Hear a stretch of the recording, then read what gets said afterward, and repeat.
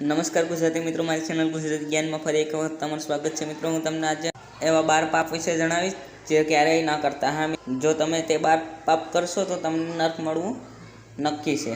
તો ચાલો મિત્રો, વધારે માહિતી આપું તે પહેલાં જલ્દીથી વિડીયો લાઇક કરી સાથે સાથે ચેનલ સબસ્ક્રાઈબ કરી બેલ આઇકનને દબાવો, જેથી કરીને મારા નવા વિડીયોનું નોટિફિકેશન તમને મળે સૌથી પહેલાં। ભવિષ્ય પુરાણના એક અધ્યાયમાં યુધિષ્ઠિરને પૂછવા પર શ્રી કૃષ્ણએ એ પાપોનું વર્ણન કર્યો હતો જેને કરવાથી નર્કમાં જવું પડે છે। આજે હું તમને 12 પાપો વિશે કહીશ જે સ્વયં કૃષ્ણ ભગવાનએ યુધિષ્ઠિરને કીધા છે। કૃષ્ણ દ્વારા 12 મહાપાપોને 3 ભાગમાં વહેંચવામાં આવ્યા છે, જેમાં પહેલો છે માનસ પાપ, મનથી ઉત્પન્ન થતા પાપ।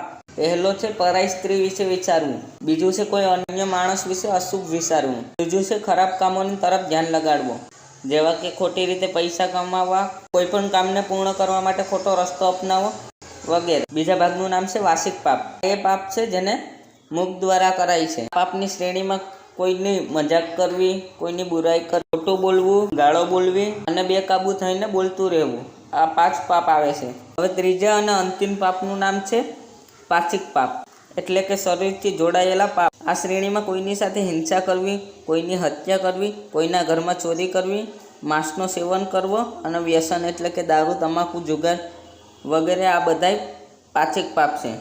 આ 3 ભાગોના 12 પાપને ભવિષ્ય પુરાણમાં મહાપાપ કહેવાયેલા છે। ભવિષ્ય પુરાણ કહે છે કે આ 12 મહાપાપ કરવાથી નર્કમાં જવાનું નક્કી છે, પરંતુ આના સિવાયના એવા પણ ઘણા પાપ છે જેનો ઉલ્લેખ ભવિષ્ય પુરાણમાં છે। ભવિષ્ય પુરાણમાં કીધું છે કે આ પાપ કરનારાનો સાથ કોઈ આપે તો તે પણ સમાન મહાપાપી ગણાય છે અને તેને પણ નર્કમાં સજા મળે છે। તો બસ મિત્રો, આજના વિડીયોમાં આટલું જ। તો મિત્રો, કેવો લાગ્યો વિડીયો? જો તમને પસંદ આવ્યો તો તમારા મિત્રો સાથે જરૂર શેર કરો અને હા, સાથે સાથે ચેનલ સબસ્ક્રાઈબ કરી લો, કારણ કે હું આવા રહસ્યમય વિડીયો આપણી સરળ ગુજરાતી ભાષામાં બનાવતો જ રહું છું। તમારો બહુમૂલ્ય સમય આપવા બદલ ખૂબ ખૂબ આભાર।